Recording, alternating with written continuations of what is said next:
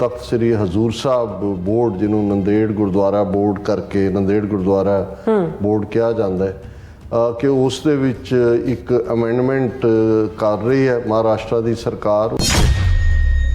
ਹਰਜਿੰਦਰ ਸਿੰਘ ਧਾਮੀ ਜਾਂ ਦੂਜਿਆਂ ਤੀਜਿਆਂ ਨੇ ਤਾਂ ਜ਼ੁਬਾਨੀ ਜਵਾਹ ਕਲਾਮੀ ਕੀਤੀ, ਲੇਕਿਨ ਹਜ਼ਾਰਾਂ ਦੀ ਗਿਣਤੀ 'ਚ ਦੱਖਣੀ ਸਿੱਖ ਜਿਹੜੇ ਨੇ ਉਹ ਤਖਤ ਸ੍ਰੀ ਹਜ਼ੂਰ ਸਾਹਿਬ ਦੇ ਉਹਨਾਂ ਦੇ ਉਸ ਮੁਕਾਮ ਦੇ ਉੱਤੇ ਪਹੁੰਚੇ। ਬਹੁਤ ਜ਼ੋਰਦਾਰ ਪ੍ਰੋਟੈਸਟ ਹੋਇਆ। ਪਹਿਲੀ ਗੱਲ ਵੀ ਉਹਨੇ ਕੋਈ ਪਬਲਿਕ ਸਟੇਟਮੈਂਟ ਨਹੀਂ ਦਿੱਤੀ। ਆਰਪੀ ਸਿੰਘ ਜਿਹੜਾ ਇਹਨਾਂ ਦਾ ਟੁੱਚਾ ਬੀਜੇਪੀ ਦਾ, ਜਿਹਨੂੰ ਪਗੜੀਧਾਰੀ ਹਿੰਦੂ ਤਵੀ, ਜਿਹਨੂੰ ਸਪੋਕਸਮੈਨ ਬਣਾਇਆ ਹੋਇਆ ਬੀਜੇਪੀ ਦਾ, ਉਹ ਟਵੀਟ ਕਰ ਰਿਹਾ ਮਹਾਰਾਸ਼ਟਰ ਗਵਰਨਮੈਂਟ ਨੇ ਜਿਹੜਾ ਇਸ ਬਿੱਲ ਨੂੰ ਹਾਲ ਦੀ ਘੜੀ ਵਿਦ ਹੋਲਡ ਕਰ ਲਿਆ। ਵਿਦ ਹੋਲਡ ਦਾ ਮਤਲਬ ਹੈ ਰੋਕ ਲਿਆ। ਵਿਦ ਹੋਲਡ ਔਰ ਵਿਦ ਡਰਾਅ 'ਚ ਬਹੁਤ ਫਰਕ ਹੁੰਦਾ। ਅਮਿਤ ਸ਼ਾਹ 2 ਦਿਨ ਪਹਿਲਾਂ ਕਹਿ ਕੇ ਹਟਿਆ ਜੀ ਕਿ ਸੁਖਬੀਰ ਬਾਦਲ ਔਰ ਅਕਾਲੀਆਂ ਨਾਲ ਸਾਡੀ ਪੁਰਾਣੀ ਸਾਂਝ ਹੈ, ਗੱਲਬਾਤ ਚੱਲ ਰਹੀ ਹੈ। ਹੁਣ ਉਹਨਾਂ ਨੇ ਕਿਹਾ ਹੋਣਾ ਕਿ ਵੀ ਇੱਕ ਪਾਸੇ ਸਿੱਖਾਂ 'ਚ ਇਹ ਰੋਹ ਆ ਗਿਆ ਵੀ ਤੁਸੀਂ ਗੁਰਦੁਆਰੇ ਪਹਿਲਾਂ ਹੀ ਹਰਿਆਣਾ ਕਮੇਟੀ ਔਰ ਦੂਸਰੀ ਜਿਹੜੀ ਹੈ ਖੱਟੜ ਦੀ ਐਕਸਟੈਂਸ਼ਨ ਬਣੀ ਹੋਈ ਆ, ਉਹਨਾਂ ਨੇ ਕਿਹਾ ਜੀ ਹਜ਼ੂਰ ਸਾਹਿਬ ਵੀ ਜੇ ਲੈ ਲਿਆ ਤਾਂ ਸਿੱਖਾਂ 'ਚ ਅਸੀਂ ਕਿਵੇਂ ਜਾ ਕੇ ਆਪਣੀ ਭਲ ਬਣਾਵਾਂਗੇ।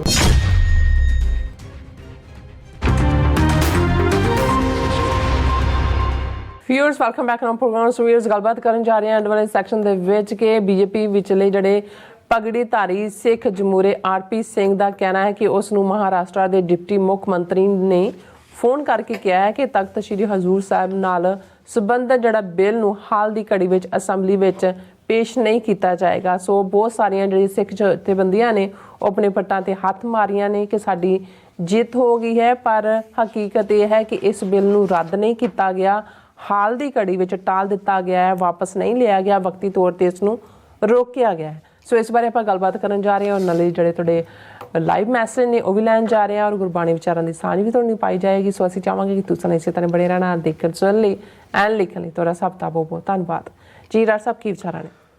ਦੇਖੋ, ਪਿਛਲੇ ਦਿਨਾਂ 'ਚ ਅਸੀਂ ਵੀ ਡਿਸਕਸ ਕੀਤਾ ਸੀ ਕਿ ਕਿਵੇਂ ਇੱਕ ਕਰਕੇ ਗੁਰਦੁਆਰਾ ਮੈਨੇਜਮੈਂਟਸ ਜਿਹੜੀਆਂ ਨੇ ਹਿਸਟੋਰੀਕਲ ਗੁਰਦੁਆਰਿਆਂ ਨਾਲ ਸੰਬੰਧਿਤ ਉਹਨਾਂ ਦੇ ਉੱਤੇ RSS BJP ਸਿੱਧਾ ਕਬਜ਼ਾ ਕਰ ਰਹੀ ਹੈ। ਪਟਨਾ ਸਾਹਿਬ ਮੈਨੇਜਮੈਂਟ ਦੇ ਉੱਤੇ ਪਹਿਲਾਂ ਹੀ ਅਸਰਅੰਦਾਜ਼ ਨੇ।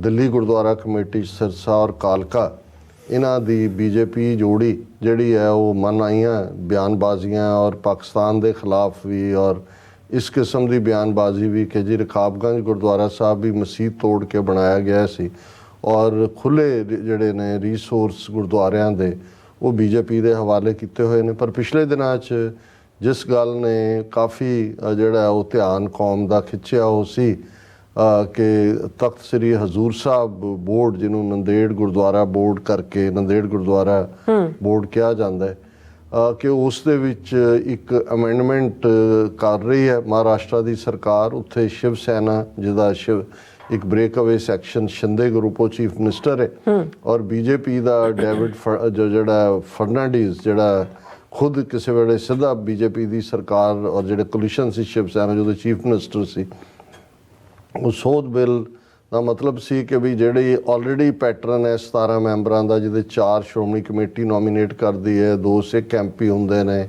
ਇੱਕ ਕਰਨਾਟਕਾ ਮਹਾਰਾਸ਼ਟਰ ਆਂਧਰਾ 'ਚ ਹੁੰਦਾ ਹੈ, 2-3 ਲੋਕਲ ਹੁੰਦੇ ਨੇ, ਇੱਕ ਚੀਫ ਖਾਲਸਾ ਦੀਵਾਨ, ਇੱਕ ਦਿੱਲੀ ਕਮੇਟੀ, ਉਹ ਸਾਨੂੰ ਤੋੜ ਕੇ ਸਾਰਿਆਂ ਨੂੰ ਕਿ 17 ਚੋਂ 12 ਮੈਂਬਰ ਜਿਹੜੇ ਨੇ ਸਿੱਧੇ ਤੌਰ ਤੇ ਮਹਾਰਾਸ਼ਟਰ ਸਰਕਾਰ ਨੋਮੀਨੇਟ ਕਰੇਗੀ।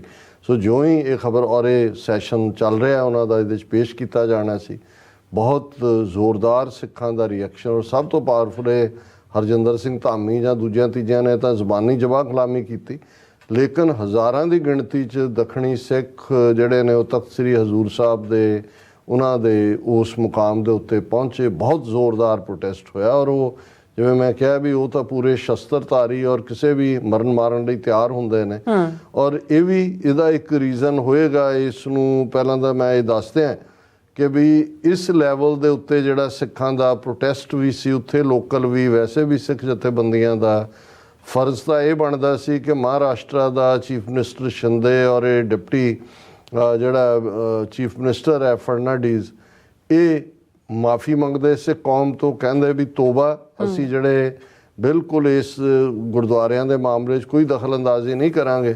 ਪਰ ਤੁਸੀਂ ਇਹ ਦੇਖੋ ਵੀ ਕਿਵੇਂ ਇੱਕ ਪਾਸੇ ਤਾਂ ਸਾਡੀਆਂ ਜਥੇਬੰਦੀਆਂ ਦਾ ਇੱਕ ਤਬਕਾ ਲੱਗਾ ਜਿੱਤ ਗਏ ਜੀ, ਉਹਨਾਂ ਨੇ ਬਿੱਲ ਵਾਪਸ ਲਿਆ, ਬਿਲਕੁਲ ਵਾਪਸ ਨਹੀਂ ਲਿਆ।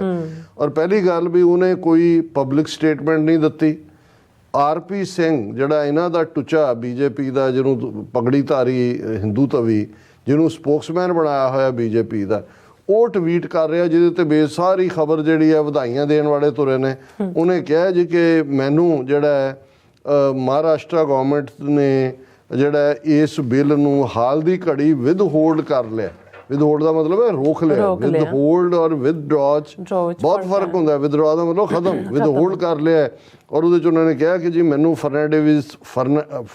ਫਰਨਾਵੀਸ ਦੀ ਕਾਲ ਆਈ ਹੈ, ਡਿਪਟੀ ਚੀਫ ਮਿਨਿਸਟਰ ਦੀ, ਤੇ ਉਹਨਾਂ ਨੇ ਮੈਨੂੰ ਕਿਹਾ the Maharashtra government has decided to withhold the Nanded Sahib Gurdwara amendment act bill for broader consultation before its presentation to the assembly, ਕਿ ਉਹਨੂੰ ਅਸੈਂਬਲੀ 'ਚ ਪੇਸ਼ ਕਰਨ ਤੋਂ ਪਹਿਲਾਂ ਅਸੀਂ ਉਹਨੂੰ ਹਾਲ ਦੀ ਘੜੀ ਉਹਨੂੰ ਰੋਕ ਲਿਆ ਤਾਂ ਕਿ ਹੋਰ ਵੀ ਸਲਾਹ ਮਸ਼ਵਰਾ ਹੋਏ। ਔਰ ਡਿਊਰਿੰਗ ਦਿਸ ਪੀਰੀਅਡ ਦਾ ਸਟੇਟਸ ਕੋ ਵਿਲ ਬੀ ਮੇਨਟੇਨਡ। ਔਰ ਜਿਹੜਾ ਹੈ ਬੋਰਡ ਉਹਦੇ 'ਚ ਕੋਈ 1956 ਦਾ ਐਕਟ ਉਹਦੇ ਥੱਲੇ ਹੋਰ ਕੋਈ changes withhold for broader consultation. ਹੁਣ ਇਹ ਵੀ ਬੀਜੇਪੀ ਰਾਹੀਂ, ਔਰ ਇਹਦਾ ਵੱਡਾ ਰੀਜ਼ਨ ਇਹ ਨਹੀਂ ਹੋਏਗਾ ਕਿ ਜੀ ਉਹਨਾਂ ਨੇ ਤਾਂ ਜੋ ਕਰਨਾ ਹੈ ਉਹ ਕਰਨਾ ਹੀ ਹੈ, ਕਿਉਂਕਿ ਅਮਿਤ ਸ਼ਾਹ 2 ਦਿਨ ਪਹਿਲਾਂ ਕਹਿ ਕੇ ਹਟਿਆ ਜੀ ਕਿ ਸੁਖਬੀਰ ਬਾਦਲ ਔਰ ਅਕਾਲੀਆਂ ਨਾਲ ਸਾਡੀ ਪੁਰਾਣੀ ਸਾਂਝ ਹੈ, ਗੱਲਬਾਤ ਚੱਲ ਰਹੀ ਹੈ। ਹੁਣ ਉਹਨਾਂ ਨੇ ਕਿਹਾ ਹੋਣਾ ਹੈ ਕਿ ਵੀ ਇੱਕ ਪਾਸੇ ਸਿੱਖਾਂ 'ਚ ਇਹ ਰੋਹ ਆ ਗਿਆ ਵੀ ਤੁਸੀਂ ਗੁਰਦੁਆਰੇ ਪਹਿਲਾਂ ਹੀ ਹਰਿਆਣਾ ਕਮੇਟੀ ਔਰ ਦੂਸਰੀ ਜਿਹੜੀ ਹੈ ਖੱਟੜ ਦੀ ਐਕਸਟੈਂਸ਼ਨ ਬਣੀ ਹੋਈ ਹੈ। ਔਰ ਕੱਲ੍ਹ ਅਸੀਂ ਜਦੋਂ ਇਹ ਜ਼ਿਕਰ ਕੀਤਾ ਕਿ ਰਮਨੀਕ ਮਾਨ ਜਿਹੜਾ ਜਨਰਲ ਸੈਕਟਰੀ ਜਿਹਨੂੰ ਬਣਾਇਆ ਹੈ ਔਰ ਹਰਿਆਣਾ ਕਮੇਟੀ ਦੀਆਂ ਇਲੈਕਸ਼ਨਾਂ ਹੀ ਪੋਸਟਪੋਨ ਕਰਤੀਆਂ 2 ਦਿਨ ਪਹਿਲੇ, ਉਹਨੇ ਕਿਵੇਂ ਹਦਾਇਤਾਂ ਕੀਤੀਆਂ ਹਰਿਆਣੇ ਦੇ ਗੁਰਦੁਆਰਿਆਂ ਨੂੰ ਕਿ ਭਾਈ ਬਿਲਕੁਲ ਜਿਹੜੀ ਹੈ ਉਹ ਮਦਦ ਨਾ ਕੀਤੀ ਜਾਏ, ਕੋਈ ਲੰਗਰ ਰਸਦ ਕੋਈ ਕਿਸਾਨਾਂ ਨੂੰ ਨਾ ਦਿੱਤੀ ਜਾਏ, ਹੋਰ ਵੀ ਕਿਸ ਲੈਵਲ ਦੀ ਦਖਲ ਅੰਦਾਜ਼ੀ ਹੈ। ਤਾਂ ਹੁਣ ਉਹਨੇ ਕਿਹਾ ਜੀ ਹਜ਼ੂਰ ਸਾਹਿਬ ਵੀ ਜੇ ਲੈ ਲਿਆ ਤਾਂ ਸਿੱਖਾਂ 'ਚ ਅਸੀਂ ਕਿਵੇਂ ਜਾ ਕੇ ਆਪਣੀ ਭਲ ਬਣਾਵਾਂਗੇ। ਸੋ ਇਹ ਵਿਦ ਹੋਲਡਿੰਗ ਹੈ ਵਕਤੀ ਤੌਰ 'ਤੇ, ਇਹਨਾਂ ਨੇ ਉਵੇਂ ਹੀ ਕਰਨਾ। ਔਰ ਇਹਨੂੰ ਵੀ ਆਰਪੀ ਸਿੰਘ ਬੀਜੇਪੀ ਨੂੰ ਹੀ ਕ੍ਰੈਡਿਟ ਦੇਣ ਦੀ ਲਾਈਨ ਲਿਆਂਦਾ ਕਿਨੇ ਸੀ, ਇਹ ਇਹਨਾਂ ਦਾ ਹੀ ਕੰਮ ਹੈ, ਕਿਉਂਕਿ ਇਹਨਾਂ ਨੇ ਮਿੱਥਿਆ ਹੋਇਆ ਕਿ ਅਲਟੀਮੇਟਲੀ ਇਹਨਾਂ ਨੇ ਸਿੱਖ ਕੌਮ ਨੂੰ ਜਿਹੜਾ ਹਿੰਦੂਤਵਾ ਦੇ ਸਮੁੰਦਰ ਦੇ ਵਿੱਚ ਡੁੱਬਣਾ। ਔਰ ਮੈਂ ਹੁਣ ਤੁਹਾਡੇ ਲਈ ਫੋਰਮ ਖੁੱਲਾ ਕਰਦਾ। ਸਭ ਦਾ ਬਹੁਤ ਬਹੁਤ ਸ਼ੁਕਰੀਆ ਜਿਹੜੇ ਸਾਡੇ ਵਿਊਅਰਸ ਆਏ ਨੇ ਲਾਈਵ ਦੇ ਵਿੱਚ ਔਰ ਉਹਨਾਂ ਦੇ ਜਿਹੜੇ ਮੈਸੇਜ ਨੇ।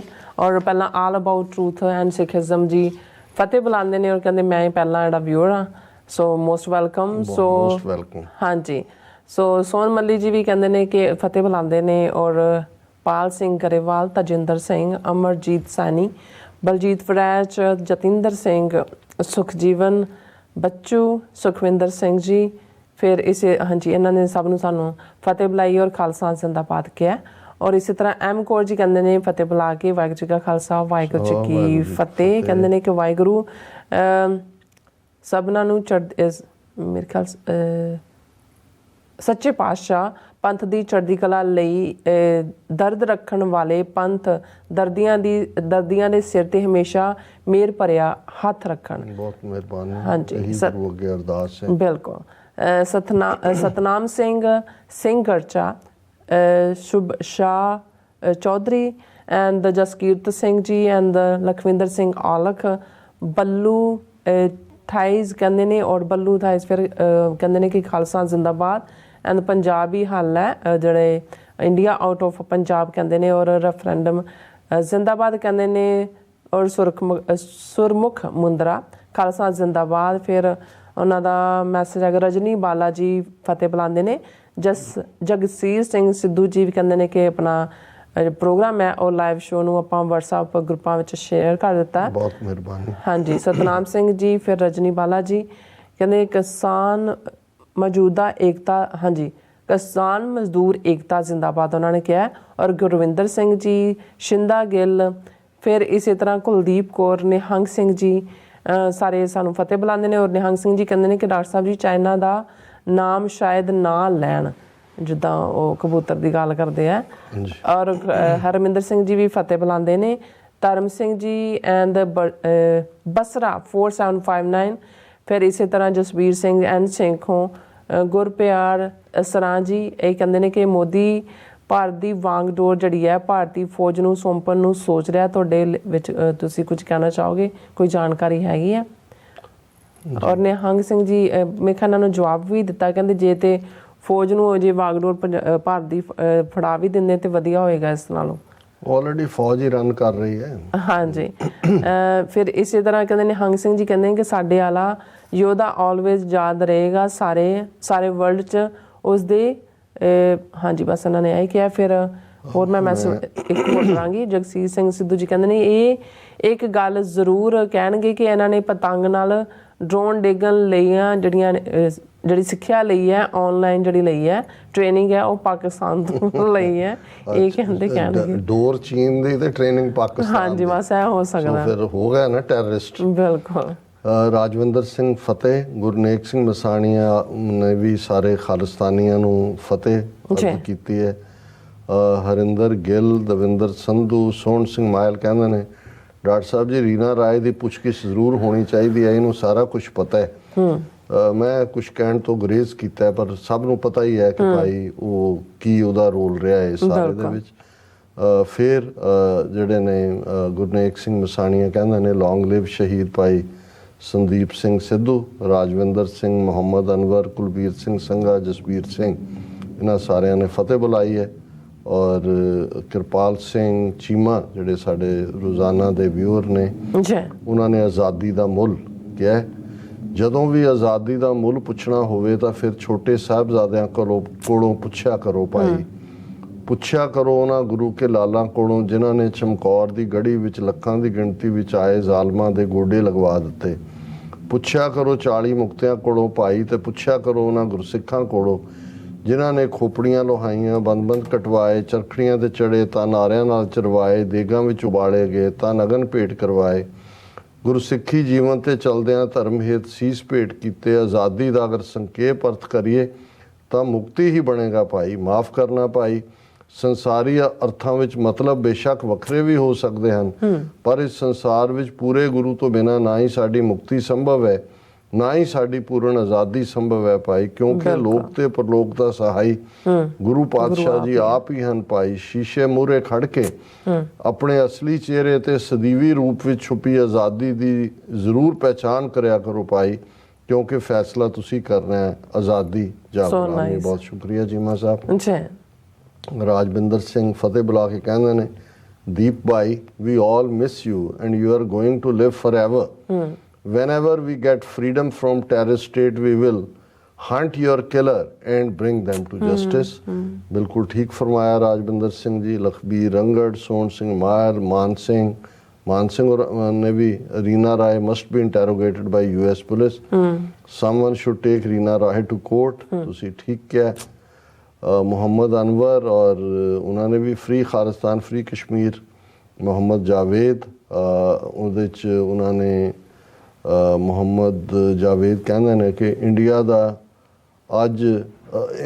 ਦਾ ਇਲਾਜ ਸਿਰਫ ਲਿੱਤਰ ਹੈ। ਸਾਡੇ ਲਹਿੰਦੇ ਪੰਜਾਬ ਵਾਲੇ ਛਿੱਤਰ ਨੂੰ ਲਿੱਤਰ ਜ਼ਿਆਦਾ ਕਹਿੰਦੇ ਨੇ। ਦੀਪ ਸਿੰਘ ਕਹਿੰਦੇ ਨੇ ਮਨਦੀਪ ਪੁਨੀਆ ਪੱਤਰਕਾਰੀ ਦੇ ਮਾਮਲੇ 'ਚ ਰਵੀਸ਼ ਕੁਮਾਰ ਦਾ ਵੀ ਪਿਓ ਹੈ। ਫਿਰ ਉਹਨਾਂ ਨੇ ਨਾਲ ਹੀ ਇਹ ਕਿਹਾ ਕਿ ਪੰਜਾਬ ਦੇ ਯੋਧਿਆਂ ਦਾ ਪਤੰਗ ਭਾਰਤੀ ਖੱਚਰ ਖੱਟੜ ਦੇ ਡਰੋਨ ਉੱਤੇ ਪੈ ਗਿਆ। ਭਾਰੀ ਮੋਦੀ ਨੇ ਖਬਰਾਂ ਵਿੱਚ ਵੇਖਦੇ ਆ ਸਾਰ ਇੱਕ ਲੰਮੀ ਲੇਰ ਮਾਰੀ। ਔਰ ਅਖੀਰ 'ਚ ਮੈਂ ਕਮਲ ਸਿੰਘ ਹੋਰਾਂ ਦਾ ਮੈਸੇਜ ਜਿਹੜੇ ਬੜੇ ਸੂਝਵਾਨ ਵੀਰ ਨੇ ਅਕਸਰ ਸਾਨੂੰ ਲਿਖਦੇ ਨੇ। ਉਹਨਾਂ ਕਿਹਾ ਬਾਕੀ ਸਾਰਾ ਕੁਝ ਉਹੀ ਲੀਡਰ ਸਰਕਾਰਾਂ ਮੁਲਖਈਆ ਸਭ ਉਹੀ ਹੈ, ਪਰ ਜੇ ਨਹੀਂ ਹੈ ਤਾਂ ਉਹ ਸ਼ਖਸ ਜੋ ਹਰ ਸਮੇਂ ਕਾਮਰੇਡਾਂ ਸਰਕਾਰਾਂ ਤੇ ਆਪਣੇ ਅਖੌਤੀ ਲੀਡਰਾਂ ਨਾਲ ਜ਼ਿਰਾ ਕਰਦਾ ਸੀ ਕਿ ਅਸੀਂ ਨਿਸ਼ਾਨ ਸਾਹਿਬ ਚਲਾਉਣੇ ਹੈ, ਜਕਾਰੇ ਵੀ ਲਾਉਣੇ ਨੇ, ਸਾਡੀਆਂ ਫੌਜਾਂ ਵੀ ਇੱਥੇ ਰਹਿਣਗੀਆਂ, ਤੇ ਆਖਰ ਉਸ ਦੀ ਇਹ ਸਿੱਖ ਗੁਰੂ ਸਾਹਿਬ ਨੇ ਪੂਰੀ ਕੀਤੀ। ਜਦ 26 ਜਨਵਰੀ ਨੂੰ ਕੁਝ ਸਿੰਘਾਂ ਨੇ ਯਤਨ ਕਰਨ ਦੇ ਬਾਵਜੂਦ ਨਿਸ਼ਾਨ ਸਾਹਿਬ ਚੜਾਇਆ ਤਾਂ ਕੁਝ ਵੀ ਨਹੀਂ ਸੀ ਹੋਇਆ। ਅਜੇ ਜਿਵੇਂ ਉਹ ਉਡੀਕ ਰਹੇ ਹੋਣ ਆਪਣੇ ਨਾਇਕ ਨੂੰ, ਤਾਂ ਫਿਰ ਉਹ ਆਇਆ ਤੇ ਉਸਨੇ ਜ਼ੋਰ ਦੇ ਕੇ ਸਾਰੀ ਦੁਨੀਆ ਸਾਹਮਣੇ ਗਾਇਆ ਕਿ ਝੂਲ ਤੇ ਨਿਸ਼ਾਨ ਰਹੇ ਪੰਥ ਮਹਾਰਾਜ ਕੇ। ਉਸ ਦਿਨ ਦੇਖਣਾ ਹੀ ਬਣਦਾ ਸੀ ਕਿ ਕਿਵੇਂ ਉਸ ਦੇ ਚਿਹਰੇ ਤੇ ਚਮਕ ਤੇ ਉਤਸ਼ਾਹ ਸੀ ਅਤੇ ਸਾਰਾ ਪੰਥ ਉਸ ਵੇਲੇ ਝੂਮ ਉੱਠਿਆ ਸੀ ਜਿਵੇਂ ਅਸੀਂ ਦੁਨੀਆ ਜਿੱਤ ਲਈ ਹੋਏ। ਉਹ ਸ਼ਖਸ ਸੀ ਸਾਡਾ ਦੀਪ ਸਿੱਧੂ। ਅੱਜ ਵੀ ਨੌਜਵਾਨੀ ਅਣਜਾਣਪੁਣੇ ਵਿੱਚ ਹੀ ਦਿੱਲੀ ਦੀਆਂ ਕੰਧਾਂ ਵਿੱਚ ਸਿਰ ਮਾਰਨ ਨੂੰ ਤਿਆਰ ਖੜੀ ਹੈ, ਪਰ ਨੌਜਵਾਨੀ ਤੇ ਪੰਥ-ਪ੍ਰਸਤ ਅੱਖਾਂ ਉਸ ਮਾਸੂਮੀਅਤ ਤੇ ਭੋਲੇ ਚਿਹਰੇ ਨੂੰ ਲੱਭ ਰਹੀਆਂ ਹਨ ਤੇ ਹਰ ਅੱਖ ਨਮ ਹੈ ਤੇ ਕਹਿ ਰਹੀ ਹੈ ਸੱਜਣ ਮੇਰੇ ਰੰਗਲੇ ਜਾਏ ਸੁੱਤੇ ਜਿਰਾਣ। ਬੜੇ ਟ੍ਰਿਬਿਊਟ ਕਮਲ ਸਿੰਘ ਜੀ। ਬਿਲਕੁਲ ਔਰ ਅਖੀਰ ਦੇ ਵਿੱਚ ਅਸੀਂ ਗੁਰਬਾਣੀ ਵਿਚਾਰ ਤੀਸਰੇ ਪਾਤਸ਼ਾਹ ਦਾ ਸ਼ਲੋਕ ਔਰ ਪੌੜੀ ਮੈਂ ਸਾਂਝੀ ਕਰਾਂਗਾ ਜੀ, ਕਿਉਂਕਿ ਕੱਲ ਸ਼ਲੋਕ ਤੀਸਰੇ ਪਾਤਸ਼ਾਹ ਦਾ ਜਿਹਦੇ 'ਚ ਸੋ ਭਗਉਤੀ ਜੋ ਭਗਵੰਤ ਹੈ ਜਾਣੇ ਗੁਰ ਪ੍ਰਸਾਦੀ ਆਪ ਪਛਾਣਿਆ, ਔਰ ਅੱਜ ਵੀ ਉਹਦੀ ਕੰਟੀਨਿਊਟੀ ਹੈ ਸ਼ਲੋਕ ਦੇ ਵਿੱਚ। ਜੀ, ਅੰਤਰ ਕਪਟ ਭਗਉਤੀ ਕਹਾਏ ਪਖੰਡ ਪਾਰ ਬ੍ਰਹਮ ਕਦੇ ਨਾ ਪਾਏ, ਪਰ ਨਿੰਦਾ ਕਰੇ ਅੰਤਰ ਮਰ ਰਾਏ। ਪਰ ਜਿਹਦੇ ਅੰਦਰ ਕਪਟ ਹੈ ਪਰ ਉਹ ਦੁਨੀਆ ਨੂੰ ਦਿਖਾਉਣ ਲਈ ਭਗਉਤੀ ਬਣਿਆ ਹੋਇਆ ਹੈ, ਉਸ ਪਖੰਡ ਵਾਲਾ ਪਖੰਡੀ ਕਦੇ ਵੀ ਵਾਹਿਗੁਰੂ ਨੂੰ ਨਹੀਂ ਪਾ ਸਕਦਾ। ਔਰ ਜਿਹਦੇ ਅੰਦਰ ਮੈਲ ਹੈ ਪਰ ਨਿੰਦਾ ਦੀ, ਕਿਉਂਕਿ ਬਹੁਤ ਵਾਰ ਇਹ ਸਾਡੇ ਇੱਕ ਵੱਡੇ ਤਬਕੇ ਦੇ ਵਿੱਚ ਅਸੀਂ ਦੂਸਰਿਆਂ ਦੇ ਔਗਣ ਲੱਭਦੇ ਹਾਂ, ਉਹਨਾਂ ਦੀ ਵੀ ਅੱਗੋਂ ਨਿੰਦਿਆ ਕਰਕੇ ਕਈ ਵਾਰੀ ਉਹਨਾਂ ਦੇ ਗੁਣਾਂ ਨੂੰ ਵੀ ਔਗਣ ਬਣਾ ਕੇ ਪੇਸ਼ ਕਰਦੇ ਹਾਂ।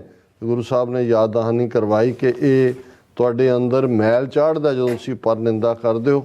ਬਾਹਰ ਮਲ ਧੋਵੈ ਮਨ ਕੀ ਝੂਠ ਨਾ ਜਾਏ, ਸਤ ਸੰਗਤ ਸਿਉ ਬਾਦ ਰਚਾਏ, ਅੰਦਨ ਦੁਖੀਆ ਦੂਜੇ ਪਾਏ ਰਚਾਏ। ਕਿ ਭਾਈ ਬਾਹਰ ਭਾਵੇਂ ਤੁਸੀਂ ਜਿੰਨੇ ਮਰਜ਼ੀ ਇਸ਼ਨਾਨ ਕਰੋ ਮੈਲ ਧੋਵੋ, ਪਰ ਅੰਦਰੋਂ ਮਨ ਦੀ ਝੂਠ ਨਹੀਂ ਜਾਂਦੀ। ਔਰ ਇਹ ਸਿਰਫ ਸਤ ਸੰਗਤ ਦੇ ਵਿੱਚ ਬੈਠ ਕੇ ਤੁਸੀਂ ਉਸ ਇੰਪਿਓਰ ਮਨ ਨੂੰ, ਉਸ ਪਾਪੀ ਮਨ ਨੂੰ ਜਿਹੜਾ ਉਹ ਧੋ ਸਕਦੇ ਹੋ। ਔਰ ਇਹ ਜਿਹੜਾ ਅੰਦਨ ਦੁਖੀਆ ਦੂਜਾ ਪਾਏ ਰਚਾਏ, ਜਿਹੜੇ ਸਿਰਫ ਬਾਹਰਲੀ ਮੈਲ ਨੂੰ ਧੋਂਦੇ ਨੇ ਉਹਨਾਂ ਦੀ ਜਿਹੜੀ ਹੈ ਕਦੇ ਵੀ ਮਨ ਦੀ ਮੈਲ ਨਹੀਂ ਜਾਂਦੀ। ਉਹ ਦੂਸਰੇ ਪਾਏ ਮਤਲਬ ਮਾਇਆ ਦੇ ਵਿੱਚ ਹੀ ਗਲਤਾਨ ਰਹਿੰਦੇ ਨੇ। ਹਰ ਨਾਮ ਨਾ ਚੇਤੈ ਬਹੁ ਕਰਮ ਕਮਾਏ, ਪੂਰਬ ਲਿਖਿਆ ਸੋ ਮੇਟਣਾ ਨਾ ਜਾਏ, ਨਾਨਕ ਬਿਨ ਸਤਿਗੁਰ ਸੇਵੇ ਮੋਖ ਨਾ ਪਾਏ।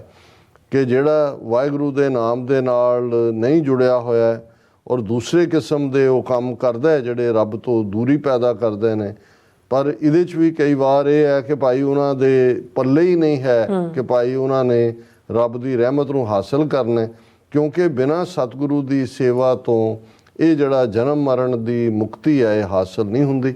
ਔਰ ਇਸੇ ਜਿਹੜੇ 2 ਸ਼ਲੋਕ ਮਹੱਲਾ ਤੀਜਾ ਦੇ ਸਨ ਉਹਨਾਂ ਦਾ ਹੀ ਭਾਵ ਪੌੜੀ ਦੇ ਵਿੱਚ ਹੈ। ਸਤਿਗੁਰ ਜਿਨੀ ਧਿਆਇਆ ਸੇ ਕੜ ਨਾ ਸਵਾਹੀ, ਸਤਿਗੁਰ ਜਿਨੀ ਧਿਆਇਆ ਸੇ ਤ੍ਰਿਪਤ ਅਗਾਈ। ਕਿ ਭਾਈ ਇਹ ਜਿਹੜੇ ਸਤਿਗੁਰੂ ਦੇ ਨਾਲ ਜੁੜੇ ਹੋਏ ਨੇ ਉਹ ਕਦੇ ਵੀ ਡਿਸਟਰੋਏ ਨਹੀਂ ਹੋਣਗੇ। ਇਹਦਾ ਮਤਲਬ ਇਹ ਨਹੀਂ ਹੈ ਵੀ ਉਹਨਾਂ ਦਾ ਸਰੀਰ ਜਿਹੜਾ ਹੈ ਜੇ ਉਹਨੂੰ ਕ੍ਰੀਮੇਟ ਕਰਨਾ ਤੇ ਉਹਦੀ ਸਵਾਹ ਨਹੀਂ ਬਣੇਗੀ, ਪਰ ਇਸ ਦਾ ਇਹ ਹੈ ਕਿ ਜਿਹੜੇ ਰੱਬ ਦੇ ਨਾਲ ਜੁੜੇ ਹੋਏ ਨੇ ਉਹ ਕਦੇ ਵੀ ਉਹਨਾਂ ਦੇ ਅੰਦਰੋਂ ਹਉਮੈ ਮਰੇਗੀ, ਪਰ ਉਹ ਹਮੇਸ਼ਾ ਸਦ ਜੀਵੈ, ਗੁਰਮੁਖ ਸਦ ਜੀਵੈ ਕਦੇ ਨਹੀਂ ਮਰਤਾ, ਉਹ ਹਮੇਸ਼ਾ ਹੀ ਜਿਉਂਦਾ। ਔਰ ਸਤਿਗੁਰ ਜਿਨੀ ਧਿਆਇਆ ਸੇ ਤ੍ਰਿਪਤ ਅਗਾਈ, ਕਿ ਜਿਹੜੇ ਵਾਹਿਗੁਰੂ ਦੇ ਨਾਲ ਜੁੜੇ ਹੋਏ ਨੇ ਉਹਨਾਂ ਦੇ ਅੰਦਰ ਇੱਕ ਕੰਟੈਂਸ਼ਨ ਹੈ, ਤ੍ਰਿਪਤੀ ਹੈ, ਉਹ ਹਮੇਸ਼ਾ ਰੱਜੇ ਹੋਏ ਹੋਣਗੇ। ਸਤਿਗੁਰ ਜਿਨੀ ਧਿਆਇਆ ਤਿਨ ਜਮ ਡਰ ਨਾਹੀ, ਜਿਨ ਕੋ ਹੋਆ ਕਿਰਪਾਲ ਹਰ ਸੇ ਸਤਿਗੁਰ ਪੈਰੀ ਪਾਹੀ, ਤਿਨ ਇੱਥੇ ਉੱਥੇ ਮੁਖ ਉਜਲੇ ਹਰ ਦਰਗਹਿ ਪੈਂਦਾ ਜਾਈ। ਕਿ ਜਿਨ੍ਹਾਂ ਨੇ ਸਤਿਗੁਰੂ ਦੇ ਉੱਤੇ ਈਮਾਨ ਲਿਆਂਦਾ, ਸਤਿਗੁਰੂ ਨੂੰ ਆਪਣੇ ਧਿਆਨ 'ਚ ਲਿਆਂਦਾ, ਉਹ ਮੌਤ ਦੇ ਡਰ ਤੋਂ ਬੇਖੌਫ ਹੋ ਜਾਂਦੇ ਨੇ। ਜਿਨ੍ਹਾਂ ਦੇ ਉੱਤੇ ਵਾਹਿਗੁਰੂ ਕਿਰਪਾਲ ਹੁੰਦੇ ਨੇ, ਮਰਸੀਫੁਲ ਹੁੰਦੇ ਨੇ, ਉਹੀ ਗੁਰੂ ਦੇ ਰਾਹ ਦੇ ਉੱਤੇ ਤੁਰਦੇ ਨੇ, ਗੁਰੂ ਦੇ ਚਰਨਾਂ ਨੂੰ ਆਪਣਾ ਆਧਾਰ ਬਣਾਉਂਦੇ ਨੇ, ਔਰ ਉਹੀ ਗੁਰਮੁਖ ਬਣਦੇ ਨੇ। ਔਰ ਉਹਨਾਂ ਦੇ ਮੁਖ, ਉਹਨਾਂ ਦੀ ਰੂਹ ਇੱਥੇ ਵੀ ਉਜਲ ਹੈ ਔਰ ਰੱਬ ਦੇ ਦਰਗਾਹ ਦੇ ਵਿੱਚ, ਦਰਬਾਰ ਦੇ ਵਿੱਚ ਵੀ। ਤਿੰਨ ਇੱਥੇ ਉੱਥੇ ਮੁਖ ਉਜਲੇ ਹਰ ਦਰਗਹਿ ਪੈਂਦਾ ਜਾਈ। ਉਹਨਾਂ ਨੂੰ ਵਾਹਿਗੁਰੂ ਦੀ ਦਰਗਾਹ ਦੇ ਵਿੱਚ ਸਿਰੋਂ ਪਾਓ ਮਿਲਦਾ ਹੈ, ਰੋਬ ਆਫ ਆਨਰ ਮਿਲਦਾ ਹੈ। ਔਰ ਇਹੀ ਖਿਲਤ ਹੈ ਕਿ ਭਾਈ ਨਾਨਕ ਤੇ ਮੁਖ ਉਜਲੇ ਕੀਤੀ ਛੁੱਟੀ ਨਾਲ। ਉਹ ਤਾਂ ਮੁਖ ਉਜਲ ਹੀ ਨੇ ਤੇ ਉਹਨਾਂ ਦੀ ਬਦੌਲਤ ਕਿੰਨੇ ਹੋਰ ਜਿਹੜੇ ਨੇ ਇਸ ਜੀਵਨ ਮਰਨ ਦੀ ਕੈਦ ਚੋਂ ਛੁਟਕਾਰਾ ਪਾਉਂਦੇ ਨੇ। ਬਿਲਕੁਲ ਡਾਕਟਰ ਸਾਹਿਬ, ਤੁਹਾਡਾ ਬਹੁਤ ਸ਼ੁਕਰੀਆ, ਤੁਸੀਂ ਆਪਣੇ ਵਿਚਾਰ ਸਾਡੇ ਦਰਸ਼ਕਾਂ ਨਾਲ ਸਾਂਝੇ ਕੀਤੇ ਨੇ। ਸੋ ਇਸ ਤਰ੍ਹਾਂ ਆਪਣੇ ਵਿਊਅਰਸ ਕੋਲ ਨੇ ਇਜਾਜ਼ਤ। ਵਿਊਅਰਸ ਆ ਸਾਡੇ ਪ੍ਰੋਗਰਾਮ ਦਾ ਸਮਾਂ ਇੱਥੇ ਮੁੱਕਦਾ। ਤੁਸੀਂ ਆਪਣੀ ਰਾਏ ਤੇ ਸੁਝਾਅ ਸਾਨੂੰ ਭੇਜਣਾ ਭੁੱਲਣਾ ਸਾਡੇ ਇਸ ਪਤੇ ਤੇ SOS@TV4.TV ਤੇ ਅਸੀਂ ਆਪਣਾ ਪ੍ਰੋਗਰਾਮ ਲੈ ਕੇ ਫਿਰ ਦੁਬਾਰਾ ਤੁਹਾਡੇ ਸਾਹਮਣੇ ਮੁਕਾਵਾਂਗੇ। ਤਦ ਤੱਕ ਲਈ ਮੈਨੂੰ ਤੇ ਆਪਣਾ ਸੁਣਾ ਗਿਆ ਦੋ ਦੀ TV4 ਬੁਲਾ ਦਿਓ ਫਤਿਹ। ਵਾਹਿਗੁਰੂ ਜੀ ਕਾ ਖਾਲਸਾ, ਵਾਹਿਗੁਰੂ ਜੀ ਕੀ ਫਤਿਹ। ਰੱਬ ਰਾਖਾ।